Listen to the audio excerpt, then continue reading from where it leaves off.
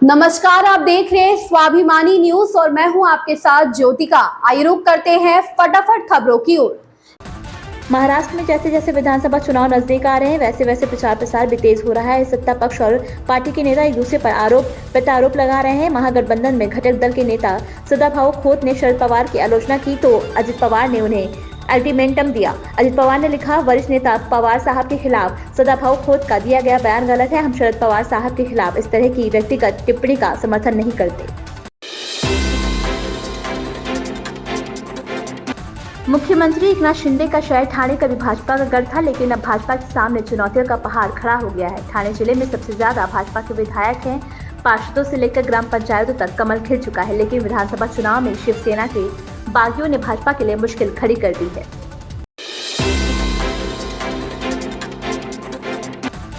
Mumbai police ने Bollywood superstar Salman Khan के लिए मुंबई ट्रैफिक पुलिस के कंट्रोल रूम को धमकी भरा संदेश भेजने के आरोप में कर्नाटक से बीकाराम जलाराम बिश्नोई को गिरफ्तार किया है। पुलिस के मुताबिक लॉरेंस बिश्नोई का भाई होने का दावा करने वाला आरोपी बीकाराम जलाराम बिश्नोई राजस्थान के जालौर जिले का मूल निवासी है।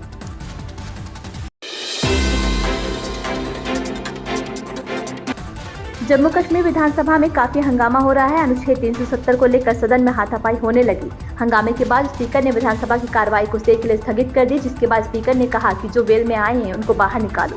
मार्शलों ने कुछ भाजपा विधायकों को विधानसभा से बाहर निकाला।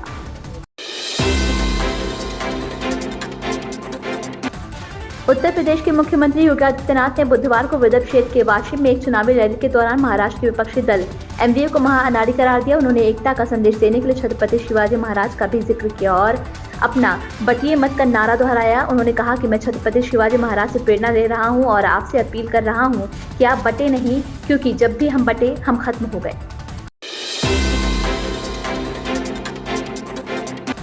अमेरिका में चुनाव के बाद डोनाल्ड ट्रंप विजेता बन चुके हैं। इस जीत के बाद डोनाल्ड ट्रंप को बधाई देने के लिए भारत के प्रधानमंत्री नरेंद्र मोदी ने भी ट्रंप से फोन पर बातचीत की। प्रधानमंत्री मोदी ने ट्रंप को संयुक्त राज्य अमेरिका के राष्ट्रपति के तौर पर फिर से निर्वाचित होने और कांग्रेस चुनाव में रिपब्लिकन पार्टी की सफलता के लिए हार्दिक बधाई दी है। प्रधानमंत्री नरेंद्र मोदी ने इस बात पर प्रकाश डाला कि ट्रंप की शानदार जीत उनके नेतृत्व और दूरदर्शिता में अमेरिकी लोगों के गहरे भरोसे को दर्शाती है।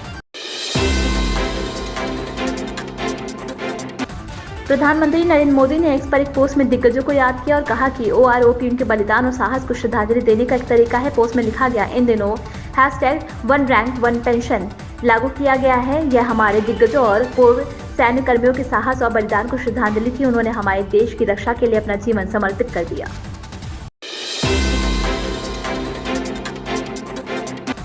वायु प्रदूषण की समस्या पूरे देश में गंभीर हो गई। सुप्रीम कोर्ट ने भी इसे लेकर नाराजगी जाहिर की है। यही वजह है कि अब केंद्र ने भी पराली की समस्या के खिलाफ सख्त रुख अपनाने की फैसला किया है।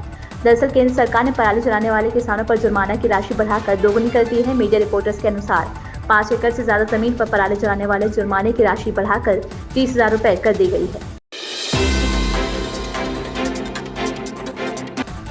एनसीपी-एसपी की कार्यकारी अध्यक्ष और शरद पवार की बेटी सुप्रिया सुले ने अपने चचेरे भाई अजित पवार के साथ राजनीतिक गठजोड़ की संभावना से साफ इंकार कर दिया है। उन्होंने कहा कि अब राजनीतिक मेल मिलाप संभव नहीं है। सुले ने इसकी वजह विचारधारा की लड़ाई को बताया है और कहा है कि अजित पवार और उनकी पार्टी भाजपा के सहयोगी, ऐसे में अब दोनों के वैचारिक रस्सा कशी रहेगी। सुप्रिया सुले ने आगामी चुनाव में मुख्यमंत्री पद की रेस से बाहर होने की बात कही और कहा कि वे दावेदारों में शामिल नहीं।